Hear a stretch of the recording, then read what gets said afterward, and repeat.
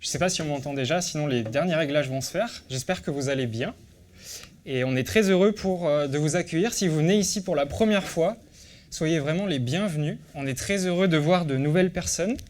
Et la rentrée, le début septembre, c'est toujours l'occasion, notamment pour les étudiants, mais aussi parfois pour les familles, de venir découvrir une nouvelle ville. Et donc, toute l'église de l'EPDE ici à Quetigny vous souhaite en tout cas une bonne rentrée si c'est la rentrée pour les étudiants, une bonne arrivée à Dijon aussi si c'est votre arrivée à Dijon. Et puis on espère vraiment que vous vous sentirez accueillis ici dans notre église, que ça soit aussi l'occasion pour vous de vous approcher de notre Dieu en qui nous croyons ici. En tout cas, voilà, sentez-vous vraiment accueillis, les bienvenus. Et on va maintenant avoir l'occasion et le privilège d'ouvrir la parole de Dieu ensemble.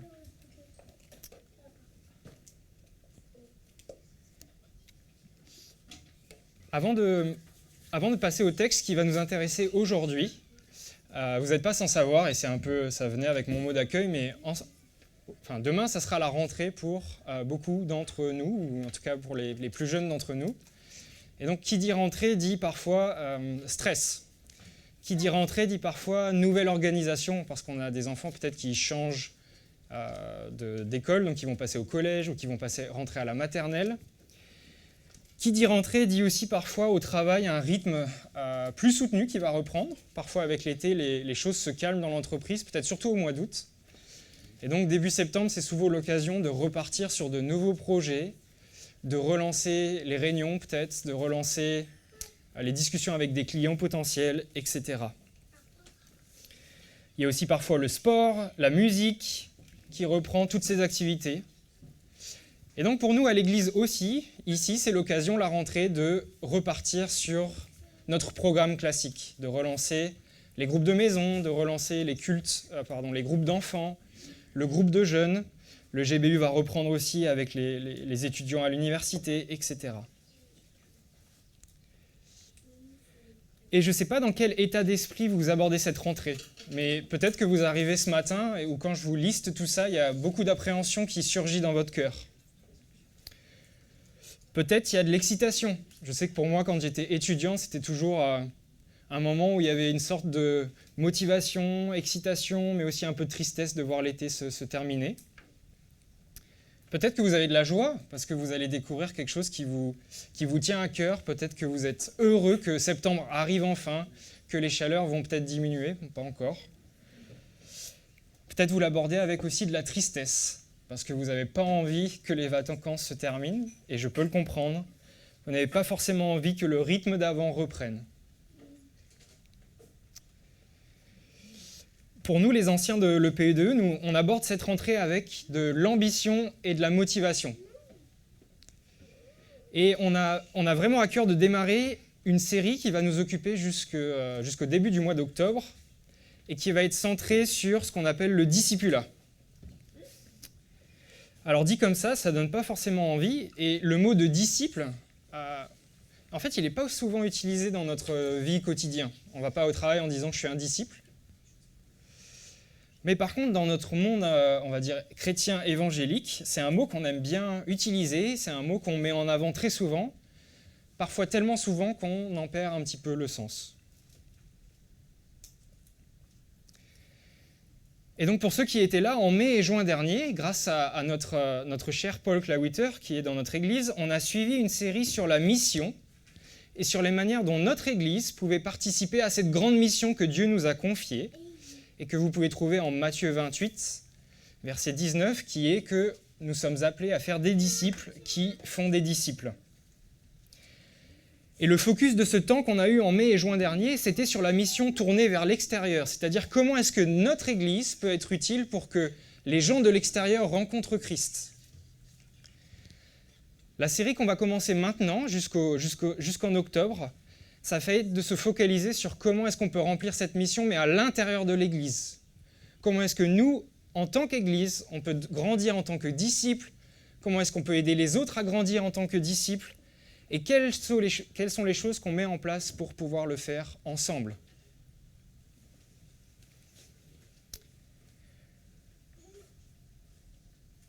Être disciple, ce n'est pas optionnel selon la Bible.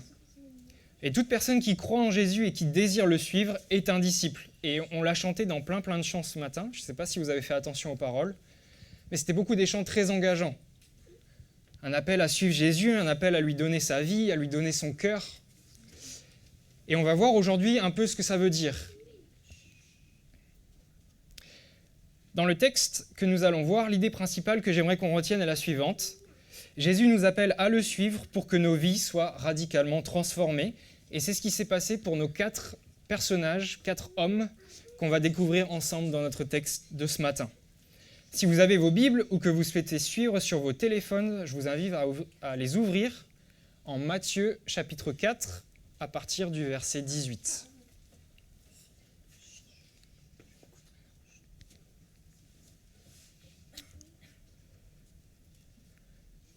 Donc le texte parle de Jésus. Un jour qu'il marchait au bord du lac de Galilée, il vit 2 frères.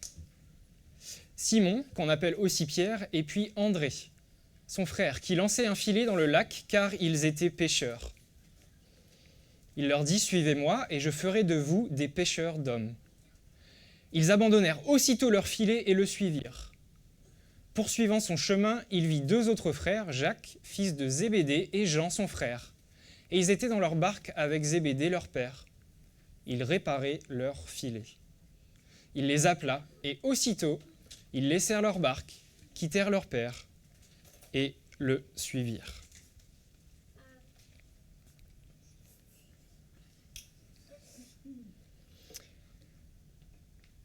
Alors ce texte se trouve au début de l'évangile de Matthieu, donc au chapitre 4, et raconte la rentrée, un peu comme nous aujourd'hui, mais c'est la rentrée de Jésus dans son ministère public. Et vous savez, donc Jésus a grandi à Nazareth, et puis là, en fait, on se trouve dans une période de l'histoire où il a quitté Nazareth, et il est monté le long du lac jusqu'à Capernaum, qui est une ville qui bordait le lac de Galilée, qui est parfois aussi appelée mer de Galilée, ou aujourd'hui le lac de Tibériade. Tous ces noms signifient en fait cette zone ici d'eau où le Jourdain est au nord et au sud.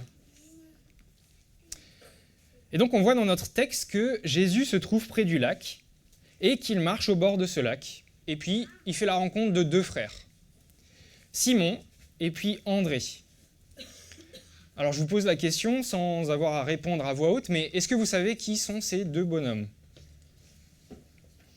Alors le texte nous le dit, Simon, il a été renommé Pierre par Jésus, et puis son frère André, ils étaient pêcheurs. C'était leur métier. Et c'était le cas pour beaucoup de gens qui vivaient autour du lac, parce que la principale activité, c'était liée à la pêche qui était faite dans ce lac. Et donc ces 2 hommes étaient pêcheurs, et si on lit juste le texte dans Matthieu, on a l'impression que Jésus les rencontre un peu par hasard, et qu'ils ne se sont jamais rencontrés avant. Mais ce n'est pas exactement vrai, et on va lire ensemble dans Jean au chapitre 1, et on va voir que notre rencontre d'aujourd'hui, en fait, ce n'est pas la première rencontre entre Jésus et ces 2 hommes.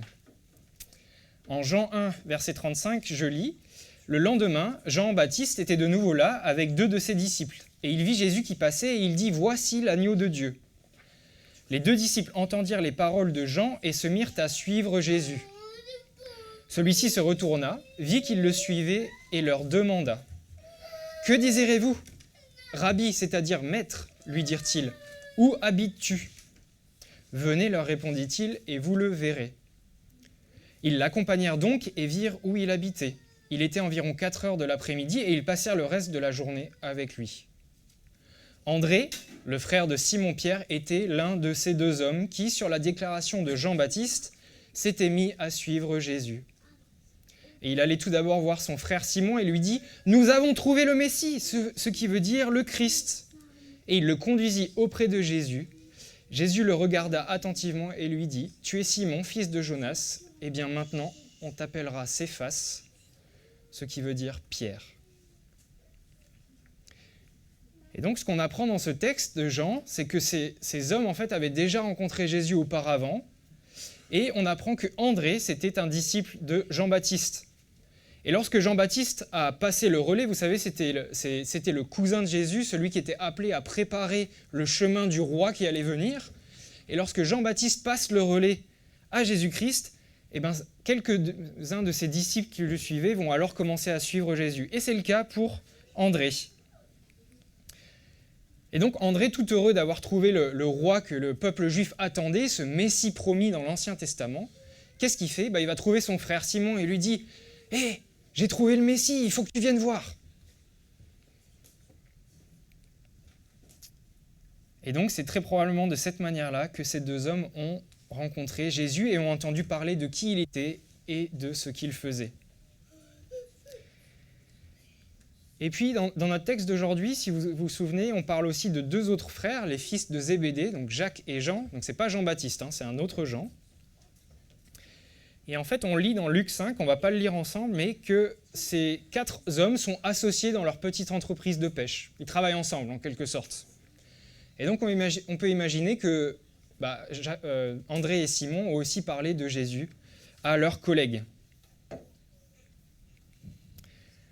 Alors, qu'est-ce qu'on peut tirer de ce texte ? En fait, moi, ce qui m'a frappé quand j'ai étudié ce texte, c'est, en le lisant naïvement, on a l'impression que Jésus arrive, il rencontre ces hommes pour la première fois, il les appelle, ils viennent. On a l'impression qu'il n'y a pas vraiment de dialogue, il n'y a pas vraiment de savoir s'ils se connaissent.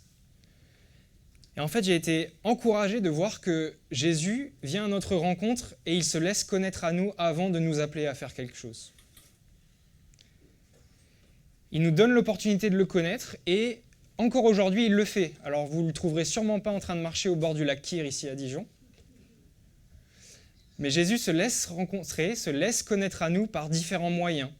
Et ça peut être le témoignage, c'est-à-dire que si moi j'ai rencontré Jésus, je peux venir vous en parler librement et vous dire j'ai rencontré quelqu'un d'extraordinaire, est-ce que vous le connaissez ?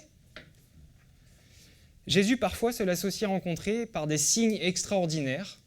Ici, on ne croit pas que c'est la norme, mais ça peut être le cas. Il peut se révéler dans un songe, dans une prière qui est faite, de toute manière qui lui semble bonne. Ici, ce que nous croyons être la norme, c'est que Jésus se révèle premièrement au travers de sa parole. Et la Bible est là pour nous laisser venir à la rencontre de Jésus-Christ. En fait, l'Évangile et même la Bible tout entière pointent vers ce Jésus. Et toute la Bible nous apprend des petites caractéristiques sur Jésus. Qui il est, ce qu'il fait, pourquoi il a pris telle ou telle décision, pourquoi il a fait ci, pourquoi il a fait ça. Et donc l'idée ici, c'est Jésus est venu à la rencontre de ces hommes, mais il vient aussi à notre rencontre aujourd'hui. Pas la même forme, mais il se laisse connaître. Alors ce que je nous encourage à faire, c'est si on veut connaître plus Jésus, tout à l'heure Louis nous parlait de cette soif qu'il avait de connaître, d'appréhender mieux qui était Dieu et Jésus-Christ, je nous invite à méditer sa parole, à la lire, à essayer de la comprendre, à aller même lire les textes qui nous semblent les plus difficiles à comprendre, parfois dans l'Ancien Testament. Parce que chaque chose va pouvoir nous expliquer qui est Dieu, comment il voit les choses, ce qu'il a fait, et nous révéler un peu plus de qui est Christ.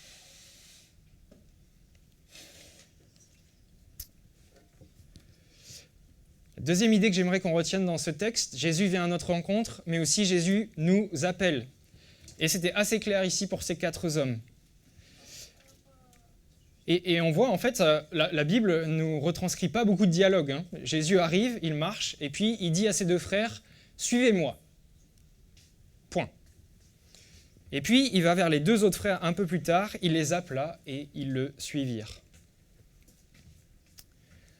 Alors, je ne sais pas si vous avez déjà essayé de suivre quelqu'un en voiture. Donc, vous imaginez, il faut aller à un endroit et vous ne savez pas exactement comment y aller et il n'y a pas de GPS, pas de carte. Et quelqu'un vous dit, pas de souci, je vais prendre ma voiture et toi tu me suis. Alors vous montez dans la voiture et puis vous laissez la personne partir un petit peu. Vous avez un peu d'appréhension, vous êtes un peu stressé parce que je ne sais pas si ça vous est déjà arrivé de suivre quelqu'un sur une longue distance ou quand il y a d'autres voitures ou des feux tricolores, mais c'est un peu stressant. Il faut coller la voiture suffisamment pour ne pas la perdre de vue, mais pas trop pour ne pas faire d'accident si elle freine brutalement. Et donc vous êtes dans votre voiture, vous copiez un peu sa vitesse, vous copiez, quand elle met son clignotant à droite, vous le mettez même si vous ne savez pas quand est-ce qu'il faut tourner. Vous adaptez votre vitesse, vous regardez un peu à droite et à gauche, vous êtes vigilant, mais il y a un peu de stress, c'est stressant ici. Vous faites tout votre possible pour être pour suivre cette trajectoire, et puis pour adapter votre vitesse. Et gardez cette image en tête, parce que pour moi, quand Jésus dit « suivez-moi », ça veut dire notamment deux choses. La première, c'est qu'on ne va pas décider de là où on va. Si vous suivez quelqu'un, ce n'est pas vous qui êtes maître de savoir quand vous allez tourner à droite, quand vous allez aller tout droit, ou quand vous allez aller à gauche. C'est accepter de ne plus être celui qui mène, celui qui dirige.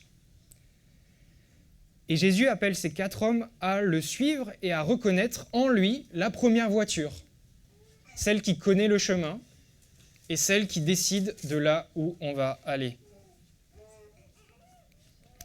Et la deuxième chose que pour moi veut dire cette injonction de Jésus à dire « suivez-moi », c'est une invitation à faire tout notre possible pour ne pas le perdre de vue. Tout comme quand vous êtes en voiture derrière une autre et que vous la suivez, Jésus nous invite à bien le garder en ligne de mire, à rester proche de lui, à s'assurer qu'on ne va pas avoir 2 ou 3 voitures qui s'intercalent entre nous pour ne pas le perdre de vue.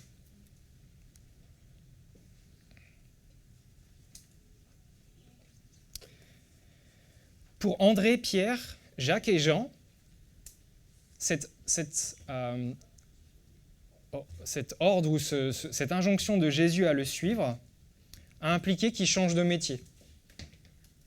Ils étaient pêcheurs et ils sont devenus disciples, et on va le voir par la suite. Pour nous, aujourd'hui, Jésus nous appelle à le suivre, mais il ne nous appelle pas forcément à changer de métier. Il ne nous appelle pas forcément à changer notre manière ou notre métier ou l'école dans laquelle on est. Il n'y a pas de changement forcément radical, visible comme ça, mais c'est un changement d'abord de cœur, d'état d'esprit, de manière de voir la vie. S'assurer de ne pas perdre Jésus de vue aujourd'hui, ça passe par, on l'a déjà dit, mais la méditation de la Bible, la prière, une vie d'église, mais aussi également être attentif à ce qui détourne notre attention de Jésus et de ses objectifs, à lui et pas les nôtres. Et je nous donne juste un exemple de ce qui peut détourner notre vue de Jésus-Christ et le perdre un peu de vue, mais il y en a plein d'autres. Réussir sa vie pour la société, ça n'a pas du tout le même sens que réussir sa vie comme Jésus l'entend. Et donc, si on suit le chemin de réussir sa vie comme la société le veut, eh ben, je pense qu'on va perdre de vue ce que Jésus veut pour nous, si c'est vraiment notre priorité dans la vie.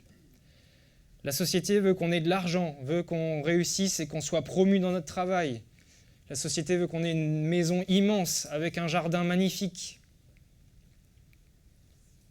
Toutes ces choses ne sont pas mauvaises en soi, et je pense que Jésus et Dieu bénit parfois les familles ou les personnes avec ces choses-là. Mais je crois vraiment que ça ne doit pas être ce qui motive notre vie de tous les jours. Et donc ici, quand Jésus dit « suivez-moi », vraiment pour nous aujourd'hui, il y a tellement de choses qui peuvent nous détourner de lui, détourner notre attention, que vraiment, je nous invite vraiment chaque jour à faire un peu ce réajustement de qu'est-ce qui est prioritaire dans ma vie ? Qu'est-ce que ça veut dire de suivre Jésus aujourd'hui, demain, lundi 2 septembre, à la rentrée ? Comment est-ce que je le mets en pratique ? Et je ne sais pas si vous faites le même constat que moi, mais l'appel de Jésus à le suivre, il est exigeant et difficile. Mais il ne nous a rien caché. Il nous a dit cela déjà. En Luc 9, verset 23, Jésus dit ceci, puis s'adressant à tous, Jésus dit « Si quelqu'un veut me suivre, qu'il renonce à lui-même, qu'il se charge chaque jour de sa croix, et qu'il me suive. En effet, celui qui est préoccupé de sauver sa vie la perdra, mais celui qui perdra sa vie pour moi la sauvera. Si un homme parvient à posséder le monde entier, à quoi cela lui sert-il s'il se perd ou se détruit lui-même » Renoncer à soi-même, c'est choisir que Jésus va décider et que je ne suis plus le chef de ma propre vie. Je vis pour lui et plus pour moi-même. Et ça, c'est une décision qu'on peut prendre une fois lorsqu'on convertit, mais c'est une décision, et je le vois avec ma petite expérience de vie chrétienne d'une 15aine d'années, c'est quelque chose et un choix qu'on doit refaire très souvent, se rappeler, refaire le tri, demander pardon, demander à Dieu de nous aider, recommencer. Et je crois que c'est ce que ce texte veut dire notamment, en disant se charger de chaque jour de sa croix, c'est refaire ce choix chaque jour en se disant j'abandonne ça pour suivre Christ, je fais ça pour suivre Christ, je remets ça en ordre pour suivre Christ. Jésus lance un appel engageant et exigeant. Et il nous pose cette question à nous tous ici. Est-ce que tu es prêt à me placer au-dessus de tout ce que tu as et de tout ce que tu es ? Il nous dit aussi ceci, si tu veux me suivre, c'est ce que je te demande. Et comme je le disais, même si nous répondons oui à cette question, c'est un challenge impossible que de vivre cette vérité chaque jour, à chaque instant de notre vie. Mais heureusement, et je le vois dans ma vie, j'en suis incapable d'obéir à ce commandement parfaitement ou à cette parole de Jésus de le suivre et à renoncer à moi-même. Heureusement, dans l'appel exigeant et difficile que Jésus nous lance, il ne va pas nous laisser seuls, il va nous accompagner. Et c'est ce qu'on va voir aussi dans la suite de ce texte.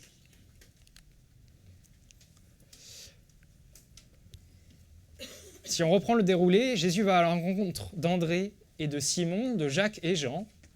Et très simplement, il leur dit « Suivez-moi ». Et il ne leur dit pas juste « Suivez-moi », il va rajouter quelque chose pour Simon et André en tout cas, mais je suis sûr qu'il l'a dit aussi à Jacques et Jean. Il leur dit « Suivez-moi et je vous ferai des pêcheurs d'hommes ». Et la première chose qui me frappe et que je vous invite à garder en tête, c'est pas « vous serez des pêcheurs d'hommes » que Jésus a dit, mais c'est « je ferai de vous des pêcheurs d'hommes ».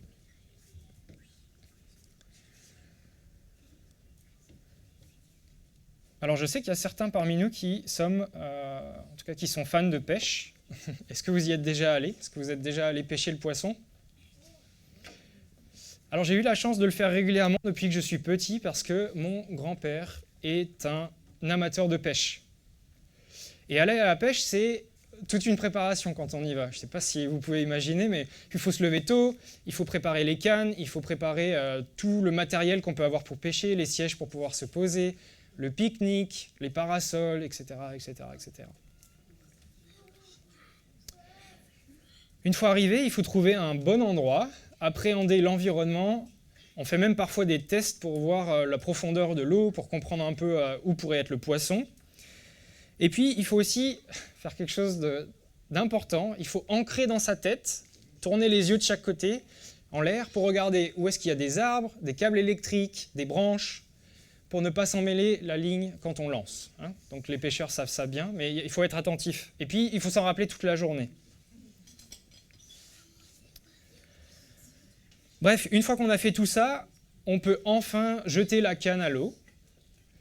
En tout cas, la ligne. La canne, on la garde dans la main, mais la ligne. Et là, on peut patienter longtemps. Très longtemps. Sans que rien ne se passe. Sans que même le bouchon qui est au-dessus de l'eau ne bouge ne serait-ce qu'un tout petit peu.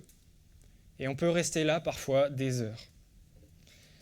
Et puis parfois, au contraire, on jette la ligne à l'eau et en l'espace de quelques secondes, le bouchon coule et il y a un poisson qui sort. Et c'est assez extraordinaire et assez unique aussi, comme cette pêche-là et ce ressenti qu'il peut y avoir entre l'attente et quelque chose qui peut se passer en un clin d'œil. Et il faut bien imaginer que quand Jésus utilise ici le terme de pêcheur, je ne sais pas si vous pouvez imaginer à quel point ça résonne dans l'esprit de ces 4 hommes. C'était leur métier de tous les jours, c'était ce qu'ils faisaient, littéralement tous les jours. Et Jésus annonce au travers de cette image qu'il va faire d'eux des pêcheurs d'hommes, que c'est lui qui va les équiper, c'est lui qui va les former pour une nouvelle tâche. Et je ne sais pas si vous avez en tête, mais la pêche de l'époque, elle était un tout petit peu différente, aussi parce que c'était leur métier, donc s'ils pêchent juste à la ligne, c'est compliqué d'en vivre. Mais ce que je viens de décrire, ça résonne en eux, et je pense qu'il y a plein d'éléments aussi sur lesquels Jésus s'est appuyé pour les former et les équiper. Et on va en voir quelques-uns ensemble. Un des premiers éléments qui, pour moi, pouvait résonner en eux, c'est cette préparation dont je vous parlais dans mon exemple et dans mon image. Et pour eux qui étaient pécheurs, ça résonnait aussi.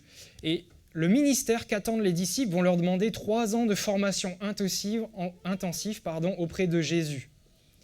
3 ans où ils ont pu observer, écouter, suivre et puis aussi expérimenter ce que cela voulait dire d'être disciples de Christ. Et pour eux qui étaient pêcheurs, ils savaient à quel point partir à la pêche demandait de la préparation. Parce que je ne sais pas si vous imaginez, mais il fallait préparer le bateau. Il fallait préparer les filets, les nettoyer, les réparer. Il fallait chaque jour, en revenant de la pêche, trier le poisson, le préparer pour le vendre, renettoyer les filets, réparer le bateau si nécessaire. Et donc, ce qu'attendent les disciples, c'est de la préparation aussi. Mais ils connaissaient cela au travers de la pêche. Deuxième élément sur lequel je pense Jésus s'appuie, c'est l'attention. Et nous savons qu'en tant que disciples, une de leurs missions, en tant que disciples de Christ pour ces 4 hommes, une de leurs missions va être d'annoncer au plus de personnes possible que Jésus est mort et ressuscité pour nous sauver tous. Mais pour faire cela, et on le sait aujourd'hui, on en a parlé aussi en mai et en juin lors de notre série sur la mission, il faut comprendre l'environnement dans lequel les gens à qui on va annoncer cette bonne nouvelle vivent, il faut comprendre leur culture, leurs croyances, ce qui dirige leur vie, et puis il faut essayer de voir comment l'évangile va impacter tout cela. Pour eux qui étaient pêcheurs, lors de leur sortie en bateau, il fallait qu'ils restent attentifs pour scruter le ciel, parce que parfois il y avait des tempêtes, et on le voit dans l'histoire des disciples, il y en avait assez régulièrement des tempêtes sur ce lac. Il fallait qu'ils restent attentifs pour savoir où est-ce que le poisson se déplaçait, où est-ce qu'ils pouvaient jeter les filets, etc. Préparation, attention, et puis patience. C'est sûrement la qualité première d'un pêcheur, je vous le disais. Parfois on attend une demi-journée, même parfois une journée où on a pris 2 poissons. Et il faut savoir patienter. Et le ministère des disciples, il va leur demander de la patience. De la patience envers les autres, mais peut-être aussi et surtout de la patience envers eux-mêmes. Et quand je dis ça, je pense à Pierre et son reniement. On n'a pas les détails de comment il s'est senti, tous les détails de comment il s'est senti après cet épisode. Mais je suis sûr qu'il devait bouillir en se disant, mais, entre guillemets, quel idiot, quoi, ou quel abruti. J'aurais dû faire différemment. Et puis, dernier élément que je souhaitais relever, c'est la persévérance. Lancer, relancer son filet ou sa canne jusqu'à ce que ça morde. Changer d'endroit, recommencer. Et la persévérance, elle est essentielle au ministère qui attendent ces 4 hommes. La persévérance dans l'épreuve, la persévérance face à l'opposition, la persévérance face à leur propre péché.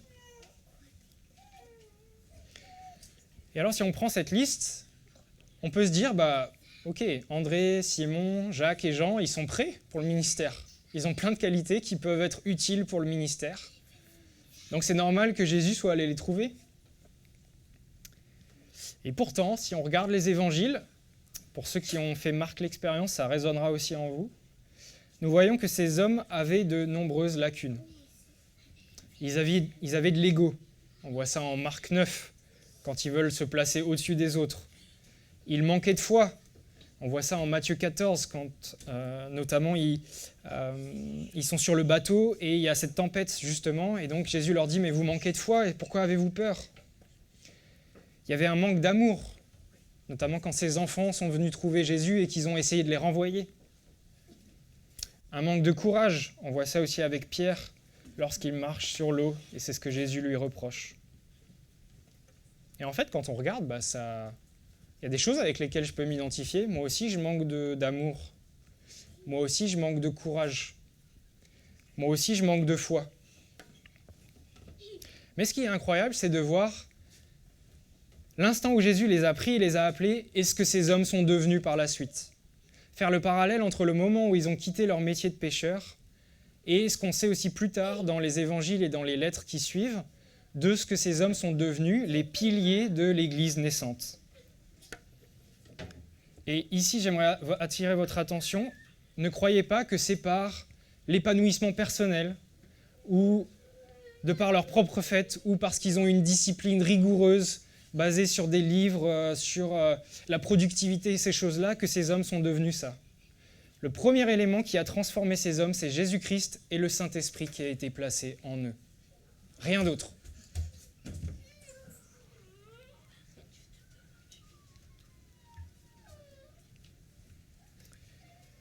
Et je le répète, rien de cela n'aurait été possible sans Jésus. Le texte nous le rappelle aujourd'hui, c'est Jésus qui va faire d'eux des pêcheurs d'hommes. C'est Jésus qui a travaillé leur cœur, leur caractère, leur vision, leurs pensées.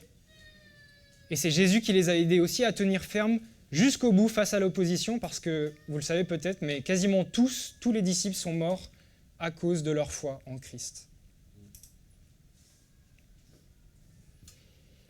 Et donc quand on fait ce constat, je trouve ça incroyable de voir la manière dont Jésus a transformé leur vie. Mais vous savez quoi ? Jésus veut transformer la nôtre aussi. Pas forcément avec les mêmes objectifs, mais il veut transformer notre cœur avec les mêmes idées de se conformer à sa parole, d'être conforme à son image. Et la chose que j'aimerais vous laisser, c'est que cette mission de Jésus dans nos cœurs, ce n'est pas une mission qui possiblement peut rater. Ce n'est pas une mission que Jésus va abandonner parce qu'on est trop loin de lui, parce qu'on n'est pas assez juste, pas assez bon, on ne lit pas assez notre Bible, ou parce qu'on ne vient pas assez à l'église. Lisez avec moi en Philippiens 1,6. Paul écrit, et j'en suis fermement persuadé, celui qui a commencé en vous son œuvre bonne, la poursuivra jusqu'à son achèvement au jour de Jésus-Christ. Qu'est-ce que ce texte veut dire ? Ce texte veut dire que si vous avez placé votre foi en Christ, que vous lui faites confiance, un jour, vous vous tiendrez devant lui parfait, comme il le veut, sans péché. C'est la promesse qui est faite dans la parole. Et j'aimerais vraiment qu'on s'accroche à ça. Quand on est découragé en voyant notre péché, quand on est découragé parce qu'on n'arrive pas à se conformer à la parole de Dieu, c'est dur, on voit notre péché qui est là, notre égoïsme. Rappelons-nous ça. Jésus va aller au bout. Peu importe le temps que ça prendra avec nous. Il est patient, il est bon, il est aimant, et il va nous aider à aller jusqu'au jour où on se tiendra devant lui, et on n'aura plus à se soucier du péché.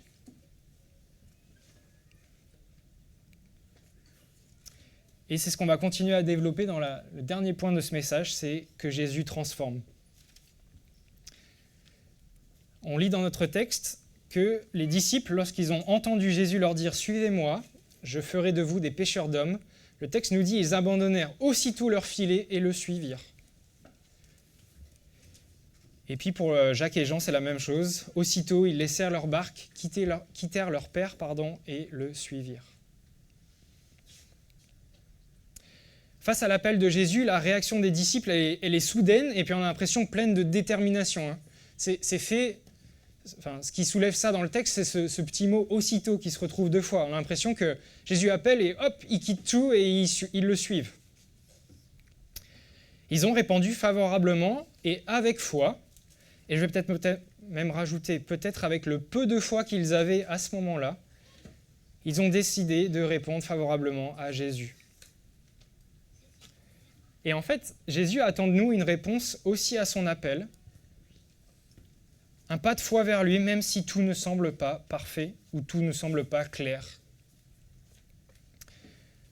Suivre Jésus, c'est aujourd'hui pour nous croire qu'il nous a délivrés de notre culpabilité vis-à-vis de Dieu et de sa colère en mourant à la croix à notre place. Parce que c'est ce que nous méritons tous. Si on regarde notre cœur, on voit qu'il y a plein de choses où on n'est pas droit devant Dieu, où on sent bien qu'on manque d'amour envers les autres, qu'on aimerait bien tirer la couverture vers nous, ou même qu'on aimerait vivre notre vie sans que Dieu nous dise comment la vivre. Suivre Jésus, c'est lui obéir, tout en sachant que son amour et sa grâce nous accompagneront même quand on rate cet objectif. Suivre Jésus, c'est l'aimer et lui donner notre vie en retour de ce qu'il a fait pour nous. En fait, c'est une réponse à ce qu'il a fait pour nous. C'est une réponse faite avec foi à ce que nous croyons. Et ce pas de foi enclenche une transformation qui est opérée par le Saint-Esprit qui vit en chacun des croyants, en chacun des enfants de Dieu. Et comme je disais tout à l'heure, c'est le cas pour ces disciples qui, au travers de ce qu'ils ont appris avec Jésus pendant les 3 ans de ministère, mais aussi par le travail opéré ensuite par le Saint-Esprit, ils ont été transformés, renouvelés. Et je vous donne juste un exemple, et on ne va pas juste taper sur Pierre, donc je vais aussi prendre Jean, mais à un moment dans les évangiles, on a Jean qui essaye avec son frère d'aller trouver Jésus et d'essayer de se placer de se dire, mais, en fait, il y a peut-être une place à aller gagner à la droite de Dieu, est-ce que tu ne pourrais pas la réserver pour nous? C'est un petit peu égoïste. Et en fait, quand on retrouve ce Jean dans ses lettres, ou même dans l'Apocalypse, on voit un homme qui est empreint d'amour pour les autres. Quand il voit les églises qui sont un peu à la dérive dans Apocalypse, Jean pleure. Il a un cœur et un amour pour les autres qui est tellement grand, qui me donne tellement envie. Et pourtant, cet homme-là, quelques années auparavant, il cherchait à se placer à côté de Dieu en disant je vais peut-être aller marcher sur les autres pour pouvoir me placer. Mais ça, c'est l'œuvre rédemptrice de Dieu et de Jésus-Christ dans nos vies, les amis.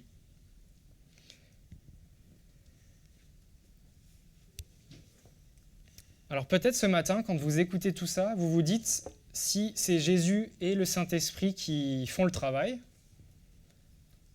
est-ce que mon rôle, c'est juste d'attendre que ma vie passe sans le moindre effort? Qu'est-ce que je dois faire, moi, en fait? Où est-ce que mes efforts peuvent se situer? Alors pour essayer de répondre à cette question, je vais vous raconter une courte histoire. Il y avait 2 agriculteurs qui possédaient des fermes, l'une à côté de l'autre. Et puis, il faut imaginer pour ces agriculteurs qu'il n'avait pas plu depuis la fin de l'hiver. Et le temps des semis arrive, et donc les 2 agriculteurs sont embêtés parce que la terre est sèche, il n'a pas plu, et donc vous savez, pour qu'une graine pousse, il faut de l'eau. Et donc ils vont trouver Dieu, ils se mettent à genoux et ils prient Dieu, et ils demandent à Dieu d'envoyer de la pluie, afin que la terre puisse être fertile et puis la récolte abondante. Et puis après cette prière, l'un des 2 agriculteurs, il prépare son champ, il commence à labourer la terre, il va semer des graines, et puis il va nettoyer et entretenir son silo. Vous savez, c'est là où on entrepose les grains une fois qu'on les a récoltés. Et puis l'autre agriculteur, il fait rien. Il attend de voir un peu de pluie avant de commencer en se disant s'il pleut pas et que ça reste comme ça jusqu'en septembre ou octobre, au moins j'aurais pas fait tout ça pour rien. Dieu envoie alors de la pluie. Et la question que je veux nous poser, à nous tous ce matin, c'est, à votre avis, lequel de ces 2 agriculteurs a réellement eu foi en Dieu et dans ce qu'il pouvait faire en lui ou par lui?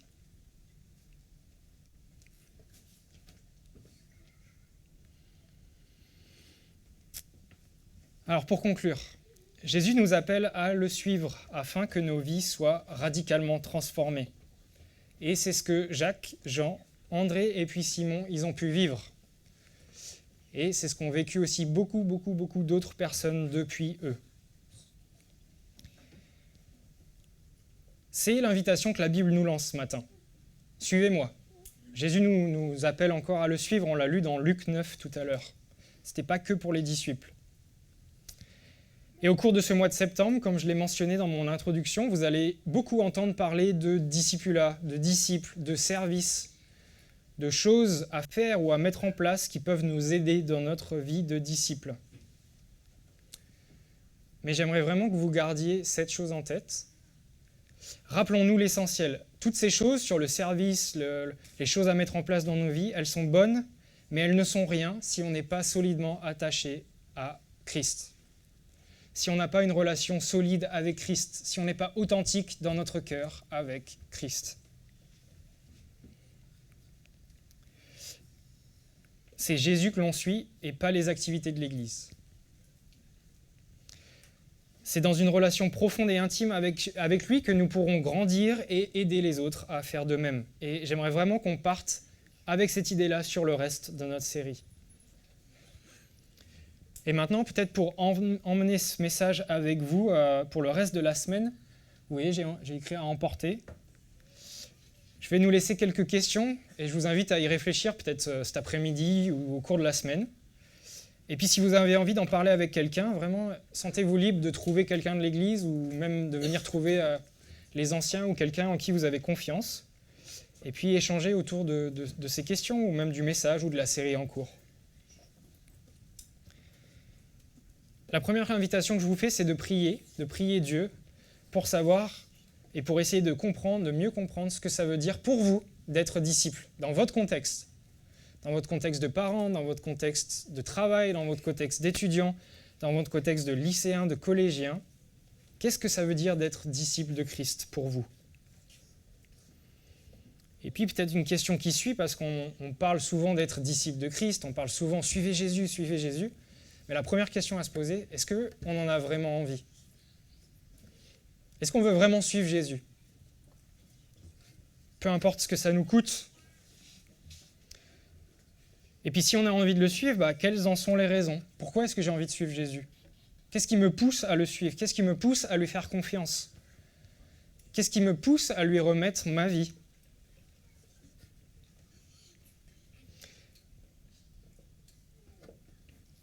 Comment cela se traduit dans notre vie, dans votre vie? Et puis, peut-être dernière question aussi, et pour moi elle est tout autant intéressante, comment est-ce que je peux aider d'autres autour de moi à faire ce pas ou à grandir dans leur rôle de disciple? Il y a 1000 manières. Il y a 1000 manières de faire. Comment est-ce que pour vous, Dieu vous demande d'aider les autres à grandir? Comment est-ce que vous pouvez aider d'autres à faire de même? Je prie que le Seigneur nous éclaire et il nous guide dans ses réflexions et qu'il utilise vraiment ce temps de mois de septembre et d'octobre pour qu'on puisse mettre notre cœur à nu devant lui demander de nous conduire pour les choix, peut-être l'organisation aussi de l'emploi du temps, c'est souvent un peu ce qui rentre en compte, mais vraiment qu'il puisse nous aider à grandir avec lui, dans son amour et dans la foi qu'il nous a donnée. Je vais prier pour conclure ce message.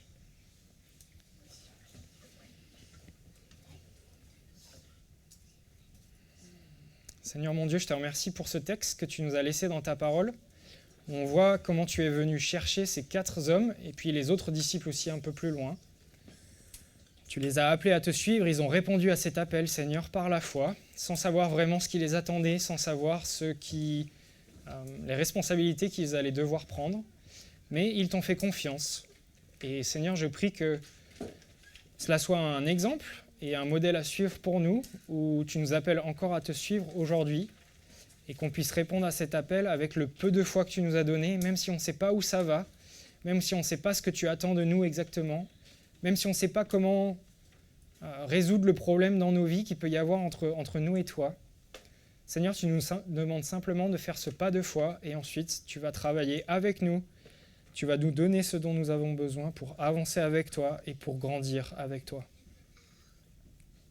Je te remercie pour cette promesse que tu nous fais dans ta parole aussi, que cette œuvre que tu as commencée en nous, ce renouvellement, cette transformation complète, tu vas la mener à bien.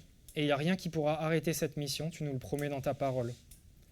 Merci parce qu'on peut se reposer sur cette promesse lorsqu'on est découragé, lorsqu'on fait face à notre propre cœur qui, je le sais pour ma part, est si dur parfois, si loin de toi, si prompt à me détourner de toi.